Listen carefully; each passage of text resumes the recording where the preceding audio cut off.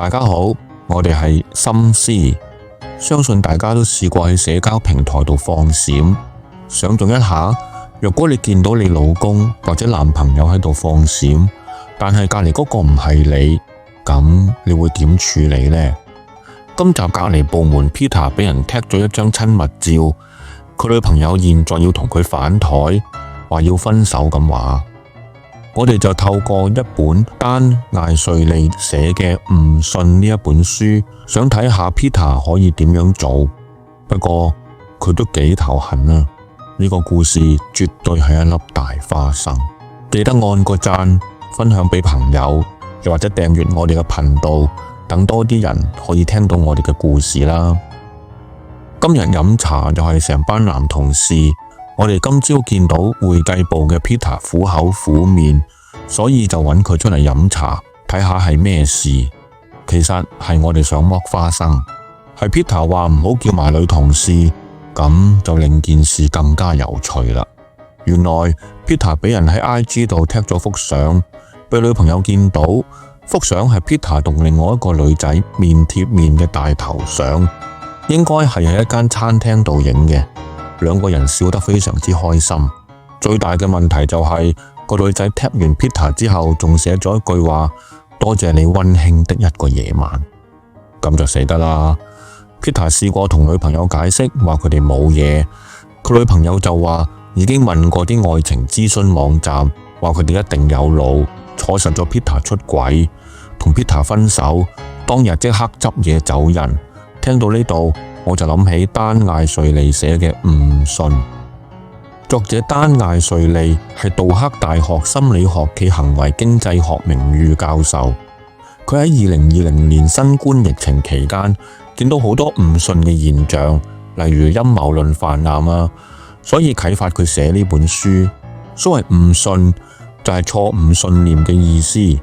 佢一方面係一塊扭曲咗嘅鏡片，相信錯誤信念嘅人就係透過呢一塊扭曲嘅鏡片嚟到看待同理解世界。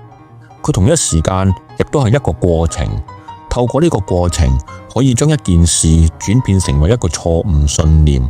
情形就好似依家 Peter 個女朋友將一張相轉變成為 Peter 出軌呢一個過程。本書將呢個過程就叫做錯誤信念漏斗。呢個漏斗有4個元素。佢分別係情緒、性格、認知同社會元素。唔係所有事都要經過呢個漏斗，只係話我哋會通過呢4個元素去建立一個錯誤信念嘅過程。第一個元素就係情緒。作者講嘅情緒就係壓力，主要係來自失去控制感嘅壓力。一開始因為我哋唔知點算，亦都唔知可以點處理，所以成隻盲頭烏蠅咁周圍撞，就飛咗入去個漏斗度而不自知。好似 Peter 個女朋友喺 IG 度見到張相，上得 IG 即係成村人都已經知，仲可能係佢啲親戚朋友講佢先知道。問 Peter 就蟻咬都唔認，憑女人嘅直覺就話俾佢知 Peter 同個女人一定有啲嘢。啲親戚又你一句佢一句咁，個個都係想睇下粒花生有幾大。喺冇辦法嘅情況下，佢就唯有揾啲愛情諮詢網站求助。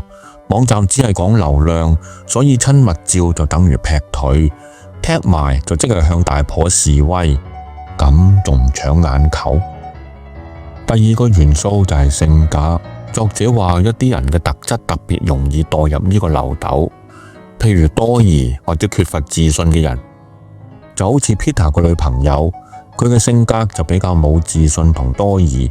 如果佢女朋友有自信啲，知道 Peter 飛唔出去個五指山，就根本唔會理張相同啲親戚嘅八卦，就係因為佢覺得自己唔夠完美，先覺得 Peter 會揾第二個。跟住就係認知嘅元素。作者話我哋嘅心智有相當大嘅推理能力，但係唔代表我哋永遠都係理性嘅。喺推理嘅過程，我哋好容易俾啲確認偏誤所影響。咩係確認偏誤？就係會引導我哋去揾啲符合需求嘅相關資訊，例如 Peter 女朋友揾愛情諮詢網站，就只係想去確認親密照就等於出軌嘅意見。其實若果佢試下去揾啲親密照唔等於出軌嘅意見，都會有一大堆。所以話，若果佢女朋友只係想確認 Peter 有出軌，就會向呢個漏斗越陷越深。最後一個就係社會元素。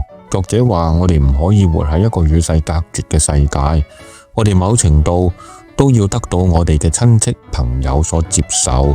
例如書裏邊提到一個社會壓力會令到人堅持錯誤嘅信念，因為承認錯誤就會尷尬。就好似 Peter 個女朋友做咗咁多嘢之後，若果話咩事都冇，就好難同佢親戚朋友交代。總結嚟講，一張相就搞到分手。呢個故事顯示唔信點樣從小事放大。Peter 作為我哋嘅同事，呢粒花生都幾大噶。但喺書裏邊教我哋可以用批判性思考去化解，例如主動解釋清楚。